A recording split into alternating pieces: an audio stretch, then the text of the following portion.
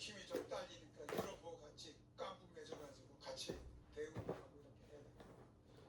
그다음에 뭐 인재와 거버넌스 매우 너무나 당연한 얘기니까 대학교도 바뀌어야 되고 초등고등학교 수도 이제 컴퓨팅에 대해 제가 그 소프트웨어 정책연구소 만들고 그런 게 다 그런 거를 교육에다가 집어넣기 위해서 했고 교육부 뭐 자문위원도 굉장히 오랫동안 했는데도 그 시속 1시간이 바뀌면은 1시간이 4,000명의 그 일자리가 그러니까 우리 그 윤리 시간 1시간 줄입시다 그러면 윤리 선생이 4,000명이 직업이 있는 거예요.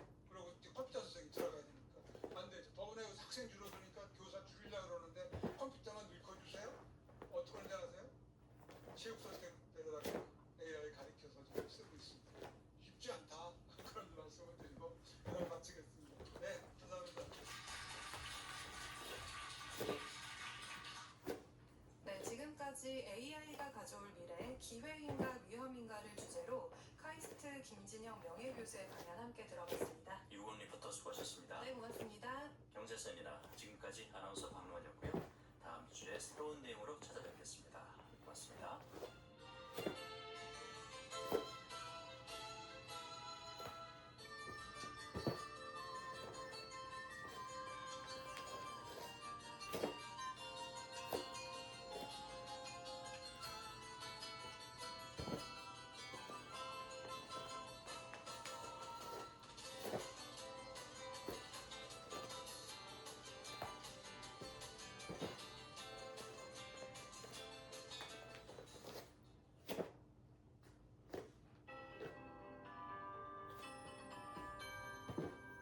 KBS 58분 날씨. 주말인 오늘은 어제와 달리 하늘빛이 흐립니다. 현재 강원 영동과 경북 북부 동해안, 전남 해안과 제주도에는 비가 내리는 곳이 있고요. 그 밖에 전국 대부분 지역에는 빗방울이 떨어지는 곳이 있습니다. 동풍의 영향으로 낮까지 강원 동해안과 경북 북부 동해안에는 5에서 10mm의 비가 가끔 내리는 곳이 있겠습니다. 남쪽 기압골의 영향으로 밤부터는 충남 남부와 충청 남부와 남부지방에 비가 내리는 곳이 있겠습니다. 이 비는 내일 오전까지 이어지겠고요. 내일 새벽부터 낮 사이 수도권과 강원 영서에도 한때 비가 내리는 곳이 있겠습니다. 비의 양은 제주도에 10에서 60, 남해안에 10에서 40, 그 밖에 남부는 5에서 20mm 정도가 되겠고요. 서울 등 중부지방은 5mm 미만으로 양이 적겠습니다. 경북 동해안과 남해안, 제주도 해안은 바람도 강하게 불겠습니다. 내일 비구름이 물러난 뒤에는 다시 북쪽에서 찬 공기가 내려오면서 모레 아침부터 다시 반짝 추워지겠는데요. 월요일 서울의 아침 기온이 5도, 화요일에는 3도까지 내려가겠고요. 바람도 강하게 불어서 체감온도는 더욱 낮아 춥겠습니다. 그래도 주 중반에는 다시 평년 기온을 회복하겠습니다. 내일까지는 평년 기온을 웃돌겠는데요. 오늘 낮 기온 서울과 도구 18도까지 오르겠습니다. 현재 서울의 기온은 15.6도입니다. 종하늘입니다.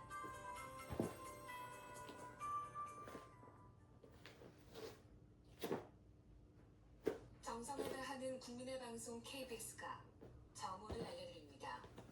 AM 711kHz, FM 97.3MHz, KBS 1라디오입니다. HLKA.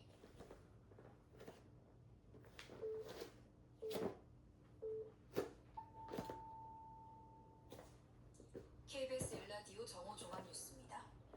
오세훈 서울시장이 여론조사 비용 대납 의혹에 대한 조사를 받기 위해 특검에 출석했습니다. 특검은 의혹의 핵심 인물인 정치보로커 명태균 씨와 오 시장의 대질 신문도 진행하고 있습니다. 정혜주 기자입니다. 여론조사 비용 대납 의혹을 받는 오세훈 서울시장이 오늘 특검에 출석했습니다. 정치자금법 위반 혐의 피해자 신분인데 특검에서 조사를 받는 건 이번이 처음입니다. 오 시장은 2021년 서울시장 보궐선거 당시 정치브로커 명태균 씨로부터 13건의 비공표 여론조사를 제공받고 비용 3,300만 원을 후원자 김환정 씨에게 대납시켰다는 의혹을 받습니다. 특검 조사도 취재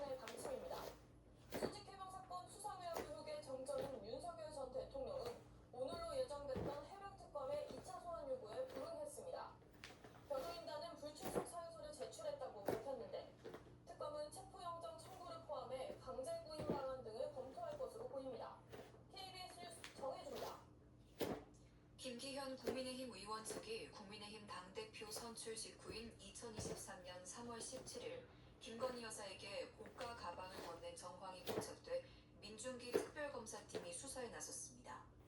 김건희 특검팀은 그제 김 여사의 자택을 압수수색하는 과정에서 로저 비비의 클러치백 2점을 확보했는데 이 중 한 개에서 김 의원의 배우자인 이모 씨가 작성한 당대표 당선에 도와주셔서 감사하다는 취지의 편지가 함께 발견됐습니다. 이에 대해 김기현 의원은 오늘 아내가 클러치백을 선물한 것은 사실이라며 의례적 인사일 뿐이라고 해명했습니다. 울산 화력발전소 구조물 붕괴 사고 현장의 수색 구조 작업이 사흘째 진행되는 가운데 여전히 실종자 2명의 위치가 확인되지 않고 있습니다. 이번 사고로 인한 매몰자는 모두 7명으로 실종자 2명을 제외하고 사망자는 3명, 사망 추정자는 2명입니다. 한편 중앙사고수습본부는 어젯밤 피해자 가족 대표 등이 참여한 회의에서 4호기와 6호기를 해체하기로 결정했습니다. 중수본은 4호기와 6호기가 해체되면 구조 속도를 높일 수 있을 것으로 전망했습니다. 검찰이 대장동 비리 사건 1심 사건의 항소를 포기했습니다. 당사자 전원이 항소를 한 가운데 이례적으로 검찰만 법적 다툼을 포기한 건데 수사팀은 대검찰청과 중앙지검 지휘부의 부당한 지시 결과라고 주장하고 나서 파장이 예상됩니다. 보도에 김태욱 기자입니다. 검찰이 민간업자 김만배 씨 등이 연루된 이른바 대장동 비리 사건 1심 결과에 대해 항소를 포기했습니다. 민간업자 김만배 씨와 유동규 전 본부장 등 당사자 전원이 항소를 한 상황에서 검찰만 항소를 포기한 겁니다. 검찰이 법리 다툼을 스스로 포기한 셈인데 형사소송법에 따라 2심 재판부는 1심보다 높은 형량을 선고할 수 없게 됐습니다. 2심 재판부는 지난달 31일 4년간의 대장동 비리 재판을 마무리하며 김 씨와 유 전 본부장에게 각 징역 8년을 선고했습니다. 나머지 일당에게도 징역 4년 이상의 중형을 선고하고 전원 법정 구속했습니다. 하지만 재판부가 검찰의 공소사실을 모두 인정한 것은 아닙니다. 이들이 성남도시개발공사에 미친 손해액을 정확히 계산하기 어렵다는 이유로 검찰이 기소한 특경법상 배임 혐의를 무죄로 판단한 것이 대표적입니다. 당초 검찰은 이들이 7천억 원이 넘는 부당이익을 얻고 공사에 4,895억 원의 손해를 끼쳤다고 공소장에 적었지만 이를 법원에서 다툴 기회는 사라진 셈입니다. 검찰 수사팀은 오늘 새벽 입장문을 통해 어제 오후 대검과 중앙지검 지휘부로부터 알 수 없는 이유로 항소장 제출 보류를 지시받고 자정이 임박한 시점에 항소 금지라는 부당하고 전례 없는 지시를 받았다고 폭로했습니다. 6일까지도 대검 수뇌부와 일치된 의견으로 항소장을 준비했지만 갑자기 내려온 부당 지시로 항소를 하지 못했다는 겁니다. 법무부의 의중이 반영된 것 아니겠냐는 의혹까지 불거지고 있는 상황. 대검찰청과 중앙지검 수뇌부는 항소 포기를 지휘한 것에 대해 아직까지 특별한 입장을 밝히지 않았습니다. KBS 뉴스 김태현입니다. 북한이 한미연합훈련과 한미안보협의회의에 반발하는 담화문을 발표했습니다. 해당 담화에서 북한은 미국의 적의를 정확히 이해했고 그에 대한 화답을 절대로 피하지 않을 거라고 경고했습니다. 김기화 기자입니다. 우리 무력의 대적 인식과 대응 의지는 보다 명백히 표현될 것이다. 오늘 공개된 북한 노광철 국방상 명의의 담화 제목입니다. 노 국방상은 해당 담화에서 지난 3일에 개최된 한미안보협의회의 SCM에 대해 북한과 끝까지 대결하려는 적대적 본성의 여과 없는 노출이라고 비난했습니다. 더불어 지난 5일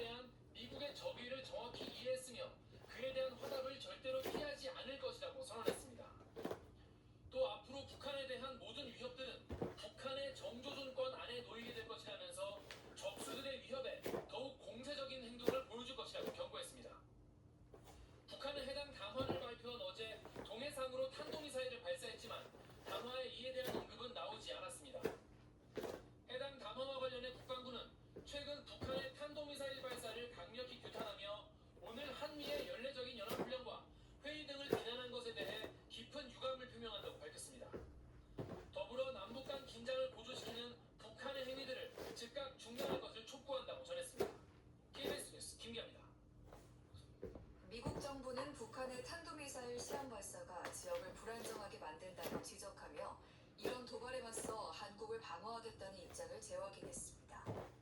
주한미군을 관장하는 미국 인도태평양 사령부는 성명을 내고 우리는 북한의 미사일 발사를 인지하고 있으며 동맹 및 파트너들과 긴밀히 협의하고 있다고 밝혔습니다.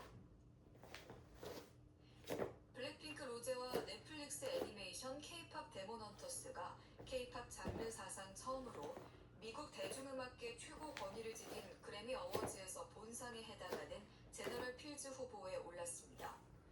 로제는 제68회 그래미 어워즈에서 히트곡 아파트로 올해와 노래와 올해 레코드 부문 등 총 3개 부문 후보에 지명됐습니다. 또 K-팝 데몬 헌터스 OST는 골든이 올해 노래 후보에 오르는 등 총 5개 부문 후보에 올랐습니다. 그래미 시상식에서 K-팝이 후보에 오른 건 그룹 방탄소년단 이후 처음입니다. 토요일인 오늘 서울 도심 곳곳에서 양대 노총 등이 주최하는 대규모 집회가 열려 교통 혼잡이 예상됩니다. 민주노총은 오늘 오후 3시부터 장충단로 일대에서 집회를 진행한 뒤 종로까지 행진할 예정입니다. 한국노총도 오후 2시부터 여의대로 일대에서 전국 노동자 대회를 엽니다. 또 서울 광화문 일대에는 태보종 법회와 보수단체 집회 등이 예정돼 있습니다. 서울에서 어젯밤 음주운전 집중 단속 결과 2시간 동안 11건의 음주운전이 적발됐습니다.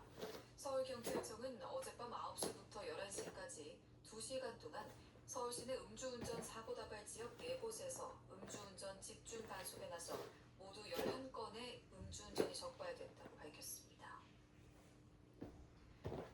어제 오후 2시 10분쯤 경기 고양시 북한산 백운대에서 70대 여성 A씨가 추락해 숨졌습니다. 소방당국은 북한산 백운대 정상에서 사진 촬영 중 돌틈 사이 추락한 것 같은 사람이 보인다는 신고를 받고 출동해 A씨를 발견했습니다. 이스라엘군이 요르단강 서안에서 화염병을 던진 16살 청소년 2명을 사살했다고 AFP 통신이 보도했습니다. 팔레스타인 보건부는 성명에서 16살 청소년 2명이 이스라엘군의 총격으로 사망했으며 이스라엘군이 2 청소년의 시신을 억류하고 있다고 비판했습니다. 이스라엘군도 지난밤 예루살렘 북부에서 2 테러리스트가 화염병을 점화해 주요 도로 쪽으로 던지는 것을 확인해 제거했다고 설명했습니다. 날씨입니다. 오늘은 전국이 대체로 흐린 가운데 낮까지 강원 영동과 남부지방에 가끔 비가 오겠습니다. 내일까지 제주에 최대 60mm, 전남과 경남 남해안에 10에서 40mm 정도 비가 오겠습니다. KBS 1라디오 정오 뉴스를 마칩니다. 아나운서 허유원이었습니다. KBS.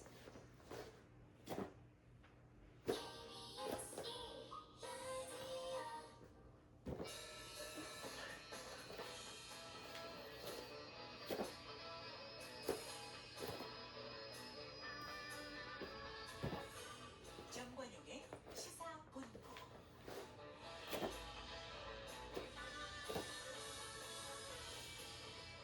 여러분 안녕하십니까? 정관용입니다. 약 한 달간 이어진 이재명 정부 첫 국정감사가 마무리됐습니다. 여러분들은 어떻게 보셨는지요? 막바지 운영이 국감에서는 김현지 대통령실 제1부속실장 증인 출석 불발 등을 놓고 시작부터 고성이 이어졌는데요. 정리된 후에도 설전이 이어지면서 송원석 국민의힘 원내대표와 이기헌 더불어민주당 의원이 서로의 배를 밀치는 논리적인 충돌이 일어나기도 했습니다. 배치기로 끝난 국감, 배치기만 남은 국감, 이런 헤드라인을 장식한 채 마무리된 국감.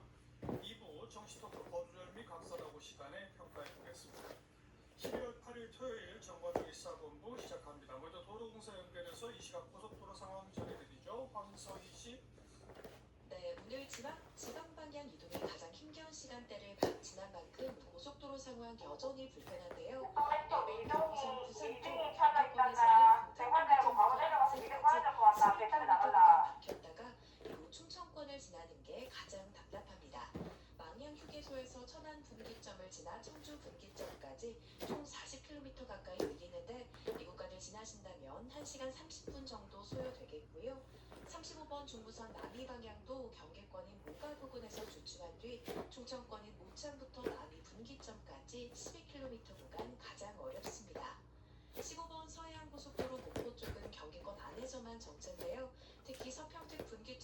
서해대교까지 12km 구간에서 속도를 줄입니다. 강원권과 이어지는 노선입니다. 60번 서울 양양선 양양 방향 덕소산패부터 서종까지 15km 길게 밀렸다가 이후 강원권 안에서는 수월하게 지나실 수 있고요. 50번 영동선 강릉 쪽은 정체 구간 자체가 많은데요. 용인과 호법 분기점 또 이천 부근에서 10km 미만씩 막히고요. 강원권에 진입하셨다면 새말과 둔내터널에서도 가다서다 반복합니다. 지금까지 한국도로공사교통센터 황서희였습니다.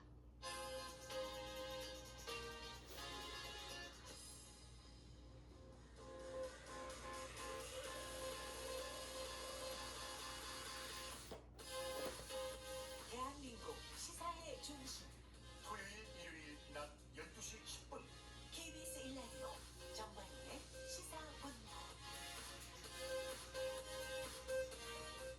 뉴스펀치 1, 2, 3 KBS 이온우 기자 나와 있습니다. 어서 오세요. 안녕하세요. 첫 번째 뉴스펀치 뭡니까? 네, 울산 화력발전소 붕괴 사고 매몰